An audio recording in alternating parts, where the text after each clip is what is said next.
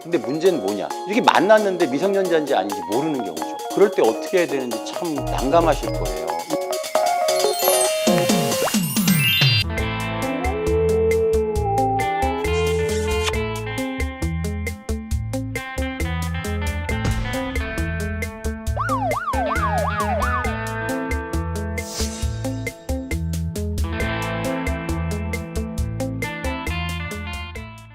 일단 조건 만남 자체가 뭐 사랑을 갖다 어떤 조건을 결부하거나 뭐 이런 걸 하는 게 좀 적절하지는 않아 보여요. 근데 또 현실에서 발생하는 일이기 때문에 또 이런 것들이 가려우신 분들이 있으셔서 제가 또 답을 안 할 수가 없습니다. 예, 일단 미성년자하고 조건 만나면 모두에 말씀드린 것처럼 하지 않는 게 좋고요. 근데 문제는 뭐냐? 이렇게 만났는데 미성년자인지 아닌지 모르는 경우죠. 또 요새는 아이들 발육 상태가 좋아서 사실 딱 외모만 봐서는 성년자인지 미성년자인지 알 수가 없습니다. 더구나 이제 요새 화장 기술도 많이 발달을 해서 더구나 남성들이 만나는 여성이 미성년자인지 성년자인지 알 수 없는 경우가 많아요. 이제 미성년자하고 성관계나 강간이나 이런 문제가 발생할 여지가 충분히 있습니다. 그럴 때 어떻게 해야 되는지 참 난감하실 거예요. 이게 이것뿐만 아니라 그 술집에서 아니면 뭐 편의점에서 미성년자한테 술을 팔거나 담배를 팔 때도 똑같은 일이 발생을 해요. 오히려 이제 요새는 미성년자들이 이걸 악용하기도 합니다. 자기가 그렇게 술을 시킨 다음에 밖에 나가서 신고를 하고 술값을 안 내려고 하거나 뭐 그런 경우도 제가 사례로 겪어봤어요. 그렇기 때문에 상점을 운영하시는 분들, 특히 주점, 술집을 운영하시는 분들은 굉장히 곤혹스러우실 겁니다. 매상은 올려야 되는데 또 일일이 손님이 들어오고 그러는데 일일이 신분증 확인해 달라고 그러면 또 손님들이 짜증내고 또 어떤 손님이 즐거워할 수도 있어요. 아, 내가 그렇게 어려 보이나? 뭐 이렇게 즐거워할 수도 있겠지만 통상의 경우는 이 손님들이 그렇게 유쾌하진 않습니다. 저도 이제 지금보다 조금 어렸을 때는 신분증 보여달라는 얘기를 너무 많이 해가지고 그렇습니다. 그래서 일일이 신분증 달라고 보여달라고 하기가 어려워요. 또 요새 또 신분증도 많이 또 위조하는 경우도 있고 하기 때문에 정말 그 가게 주인 입장에서는 여간 곤혹스러운 일이 아닙니다.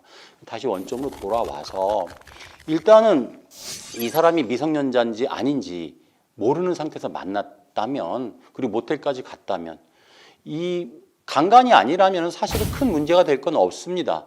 큰 문제가 원칙적으로요. 원칙적으로 강제적으로 성관계를 가진 게 아니라면 큰 문제 될 건 없고요. 다만 뭐 성관계를 매개로 해서 무슨 금품이 오가거나 그러니까 성매매죠. 성매매가 되게 되면 처벌을 받게 돼 있어요. 성매매에 대해서 처벌을 받게 돼 있고요. 그게 아니라 둘이 그냥 서로 사랑해서 그 성관계를 가졌다면 법은 거기에 관여하지 않습니다.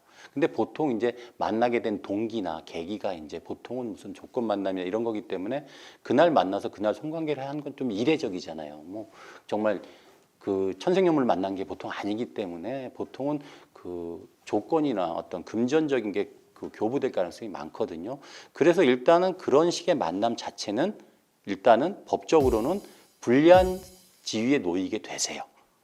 근데 여기까지는 그래도 괜찮아요. 성매매 같은 경우는 뭐 초범인 경우에는 벌금형으로 많이 이제 처벌이 되고 또 그것도 이제 자백을 하고 하면은 이제 그 소정의 교육을 받고 기소유예도 되고 하거든요. 근데 문제는 이제 미성년자가 그 성관계를 갖고 나가서 이제 강간을 당했다.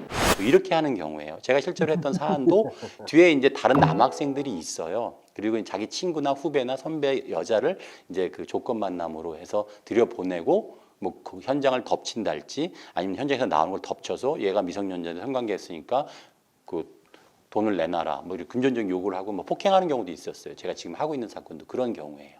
그러면 이제 이런 경우에 남학생들, 남자들이나 그 일당들이 뭐 강도나 공갈에 해당될 수는 있지만 문제는 이 성인 남자도 자기는 미성년자인지 몰랐는데 이렇게 된 거기 때문에 나중에 또 너무 어리게 되면 미성년자 강간 문제가 또 발생하게 되고 이게 끝까지 가서 무혐의 나는 게 사실 중요한 건 아닙니다. 이 절차에 들어가는 것 자체가 굉장히 힘들고 피곤한 일이거든요. 경찰 조사 받아야죠. 검찰 조사 받아야죠. 그러니까 법원 가서 재판 받아야죠. 이런 일련의 과정 속에서 가족이나 직장 동료들이 또 알게 되죠. 정말 이 대한민국 살기가 어려워지십니다. 그래서 이런 절차에서 빨리 해방되시는 게 좋잖아요. 그러면 울며 겨자 먹기로 실제로 애들이 원하는 돈을 주는 경우도 있어요. 근데 이게 한번 꼬투리 잡히면 애들이 용돈 떨어질 때마다 연락하는 경우도 있거든요. 그러니까 아까 처음에 말씀드린 것처럼 이런 일이 없는 게 제일 좋고요. 그 다음에 발생하더라도 그 실제로 그 정상적인 성관계면 그냥 성매수, 매매 이런 걸 처벌될 여지가 있지만 강간이나 이런 경우는 각별히 조심하셔서 모텔에 들어갈 때나 나올 때 모텔 안에서 행동 이런 것들이 굉장히 좀 조심하셔야 됩니다. 그래서 심지어는 제가 했던 사건은 그 여자 같이 들어가서 뭐 자기 속옷을 혼자 찢고 막 그랬던 사건도 있었거든요. 그럼 남자는 정말 둘만 있었던 자리이기 때문에 여자가 자기 속옷을 일부러 혼자 찢고 이럴 정도라는 건 굉장히 이례적이잖아요. 여자가 또 강간당했다 그러면 여자 말이 더 믿기죠, 사실은. 둘만 있는데 한 사람은 강간당했다, 한 사람은 화관이었다. 여러분 같으면 누굴 믿으시겠습니까? 여자 말을 믿게 될 수밖에 없어요. 그렇게 되면 정말 잘못되면 구속까지도 이를 수 있기 때문에 하여튼 그런 자리 마련하지 않으시는 게 좋고요. 또 뭐 모텔이나 이런 걸 이용하더라도 너무 후미진 데보다는 좀 이렇게 노출된 곳, 번화가 이런 데를 굳이 이용하시려면, 근데 저는 뭐 이용하시지 말라고 말씀드리고 싶어요. 근데 이제 이런 일이 발생하니까 좀 이게 번화가나 이런 데서 이용하시고 좀 정상적인 생활을 하셔서 이런 곤혹스러운 상황에 빠지시지 않으셨으면 좋겠습니다. 예, 제가 드린 말씀이 마음에 드셨으면 좋아요하고 구독 눌러주시고요. 또 궁금한 점 있으시면 댓글 남겨주시면 제가 성실히 답변드리도록 하겠습니다.